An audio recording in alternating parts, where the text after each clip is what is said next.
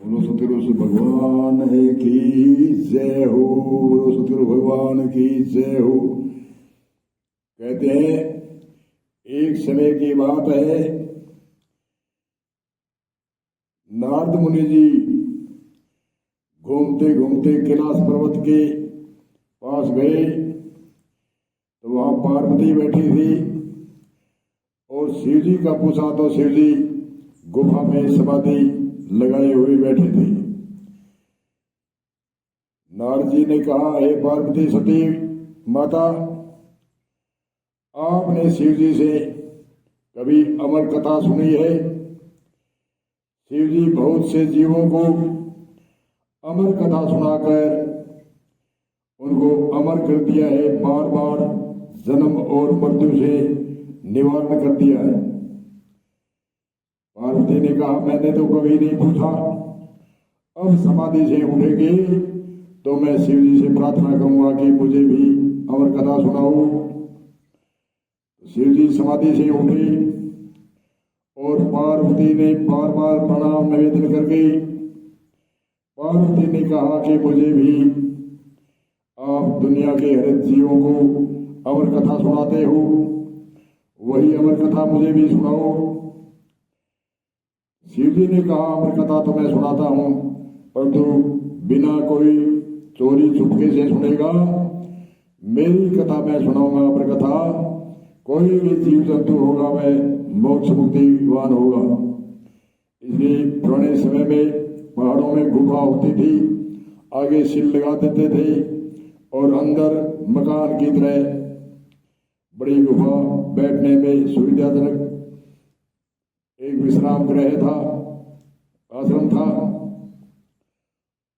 उनमें पार्वती और शिव जी दोनों गए और उस गुफा में जो भी कोई जीव जंतु पक्षी थे उनको वहां से भगाया और शिला पर बैठ गए शिव जी और पार्वती को कहा, आप कथा सुनो, ये अमर कथा में सुनाने के बाद में आप अमर हो जाओगे, बार बार जन्म और मृत्यु का भय से निवारण हो जाओगे। तो कहते हैं श्रोता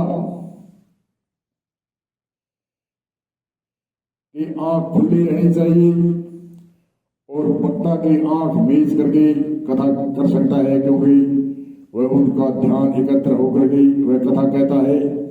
तो शिव जी आंख मीच करके कथा कह रहे थे और पार्वती को कहा, आप हुंकारे लगाने हैं। तो पार्वती हुंकारा लगा रहे थे, जी हाँ जी हाँ। और कथा सुनाते सुनाते कई दिन बीते।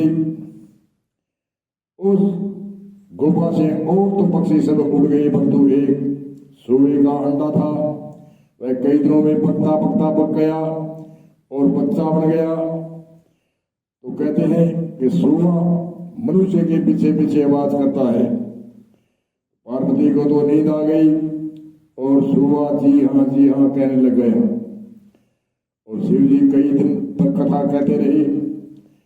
आखिरी में जब कथा की पूर्णावधि हुई, उस समय शिव जी ने देखा तो पार्वती जी को तो नींद आ रही है और जी हाँ की आवाज आ रही है। शिव जी ने दिव्य दृष्टि के द्वारा देखा, एक चोरी चुपके से सूअा जी हाँ करके अमर कथा सुन रहा था। शिव जी को गुस्सा आया, त्रिशूल पीछे लगाई, वह भागता भागता दौड़ता दौड़ता सूअा गया, उड़ता उड़ता और वेदव्यास जी जहां थे, वेदव्यास जी की पत्नी सोती थी और उसने सूर्य का चौड़ा छोड़ करके उसके गर्भ में प्रवेश हो गया और शिव जी त्रिशूल के पीछे पीछे गए और वेदव्यास जी को कहा कि मेरा एक चोर आया है। चोर कैसे? कि मैंने पार्वती को अमर कथा सुनाई, उसने चोरी चुपके से सुनी, इसलिए मेरा चोर है, वह अमर हो गया, मैंने अमर कथा सुनाई। पहली बात तो हाथ जोड़कर वेदव्यास जी ने कहा, हे शिव महाराज, आपने जो कथा अमर कथा सुना दी वह अमर हो गया, तो वह आपके त्रिशूल से कैसे मरता है और मुझे माफी दो। ये पत्नी पत्नी के गर्भ में प्रवेश हो गया तो शिव जी वहां से वापस गए और वह सुबह वेदव्यास की पत्नी के गर्भ में भयभीत से कई दिन तक जन्म नहीं लिया। वेदव्यास जी ने कहा, रे कौन है तुम? देवता है, दाता है, क्या वस्तु है, तुम बाहर क्यों नहीं आता? तो उसने कहा, मुझे त्रिशूल से, शिव जी की त्रिशूल से भय लगता है। वेदव्यास जी ने कहा कि त्रिशूल का भय कैसा? त्रिशूल तो आपने अमर कथा सुनी है, अमर हो गया और बार आ तू, मैं तुझको अभ्य ज्ञान दूंगा। तो कहते हैं कि वेदव्यास जी अपनी पति को, वेदव्यास जी अपनी पत्नी को भगवत कथा, भक्तों की कथा, तपस्या, ऋषि मुनियों की कथा सुनाता था। इसलिए सुखदेव मुनि का जन्म होते ही उनका भाव भक्ति में और तपस्या में लगा। कहते हैं 5 वर्ष की अवस्था में ही पिता को कहा, मैं तो वन में जाता हूं तपस्या करने के लिए। वेदव्यास जी ने कहा, अभी छोटा है, मैं तेरा पिता हूं। बोले, कौन पिता है, कौन पुत्र है? संसार में न कोई पुत्र है न कोई पिता है, ऐसे ही एक लौकिक नाता है। तो सुखदेव मुनि वन में गया, कई दिनों तक तपस्या, घोर तपस्या करी। तपस्या करने पर आकाशवाणी हुई कि आपने, सुखदेव मुनि, शिव जी से सोच करके कथा सुनी है, कोई गुरु से दीक्षा लेकर के नहीं। आप इतने हट करके तपस्या करते हो, आप कोई गुरु की तलाश करो और गुरु की शरण में जाओ। आंतरिक आकाशवाणी हुई और आंतरिक आकाशवाणी में सुखदेव मुनि ने कहा, कौन है ऐसा जो मुझे गुरु दीक्षा दे सकता है? आकाशवाणी में कहा, राजा जनक, जो विदेही कहते हैं, वह शासन भी करता है, राज्य चलाता है और अनेक जिज्ञासुओं को, मुमुक्षुजनों को जो मोक्ष मुक्ति चाहते हैं उनको उपदेश भी देते हैं। सुखदेव मुनि वहां से चला, कमंडल, लंगोटी और एक छोटी घोटा डंडा राजा जनक की नगरी में गया और डोलीवान पहरेदारों से पूछा कि राजा जनक से मिलना है। तो डोलीवान पहरेदारों ने समझा दिया राजा जनक को, सुखदेव मुनि है, वह आपसे मिलना चाहते हैं। राजा जनक ने कहा, 7 दिन एक बिजली पेड़ी पर रखो, उसके बाद में बुलाएंगे। 7 दिन एक पेड़ी पर रहा और उसने 7 दिन के बाद में दूसरी पेड़ी पर बुलाया और कहा, यहाँ रुको। 7 दिन यहाँ बाहर रुके और 7 दिन तीसरी पेड़ी पर रुके। 21वें दिन राजा जनक ने अंदर, आप जहां सिंहासन पर बैठे थे वहां बुलाया। कहते हैं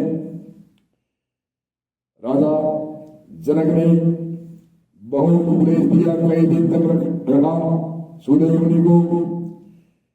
और सुखदेव मुनि वेदांत का ज्ञान, वेदों का ज्ञान, निचोड़ वेदों का, अनेक ऋषि मुनियों की कथा, अध्यात्म ज्ञान की, तत्व ज्ञान की, साक्षात स्वरूप की, जो तपस्या से सुलभ नहीं थी, वह राजा जनक उनको उपदेश दे रहे थे और देते देते गए। कहते हैं थोड़ी सी संख्या हुई सुखदेव मुनि की, मेरे पास क्या है? राजा जनक कहते थे, त्याग का त्याग करके हो, लंगोटी है, घोटा है और कमंडल है, और इनके पास राजा है, राजा है, रानी है, पुत्र है, पुत्रियां है और प्रजा है, शासन करता है। ये थोड़ी संख्या हुई और सुखदेव मुनि को रात को नींद आ गई, क्योंकि कई दिनों की सत्संग चल रही थी। नींद के अंदर सुखदेव मुनि ने शादी करवाई और शादी में कई बच्चे हुए, परिवार हुआ और एक बच्चे को ले रहा था, वह गोदी से गिर गया और छिलक के जागा और जागते ही राजा जनक ने कहा, मेरे महल में मेरा परिवार भी है और आपने और लंबा चौड़ा परिवार फैला दिया। अंतर्यामी राजा जनक की ये वचन सुनकर के बड़ा प्रभावित हुआ। सुखदेव ने गोविंद को प्रणाम किया कि मेरे मन में मिथ्या ही एक विचार आया था, उन विचार का समाधान कर दिया। और उपदेश लेकर के राजा जनक ने कहा, आपने अमर कथा तो सुनी पर तुम चोरी से सुनी, गुरु दीक्षा लेकर के नहीं सुनी। बिना गुरु दीक्षा के जो परमात्मा का नाम लेता है उनको सत्य बताते हैं। गुरु बिना माला फेरता, गुरु बिना करता दान, गुरु बिना सभी हराम है, गुरु वेद पुराण। गुरु बिना माला फेरता, गुरु बिना करता दान, गुरु बिना सभी हराम है, गुरु वेद पुराण। गुरु बिना जो माला फेरता है वह उनके गुरु के बिना दान पुण्य भी पूरा काम में नहीं आता, ऐसे संतों ने बताया है। एक संत कहते हैं, वेद उदती गुरु बिना लागे लौड़े समान, वेद उदती गुरु बिना लागे लौड़े समान। बादल गुरु के द्वार से अमृत से अधिक आए, वेद उदती गुरु बिना लागे लौड़े समान, वेद उदती गुरु बिना लागे लौड़े समान। वेद वेद और उदती कहते हैं समुद्र को। समुद्र खार समुद्र होता है, जब तक बादल द्वारा नहीं बरसता है तब तक बड़ा खारा होता है। ऐसे ही वेद जब तक गुरु के सानिध्य से नहीं पढ़ा जाता तो वह समुद्र के समान है। इसलिए कहा है, वेद उदती गुरु बिना लागे लौड़े समान। बादल गुरु के द्वार से अमृत से अधिक आए। तो कहते हैं, अब यह सूत्र को यहाँ विराम देते हैं और आगे सुखदेव मुनि क्या कहते हैं। जय श्री राम, जय श्री राम।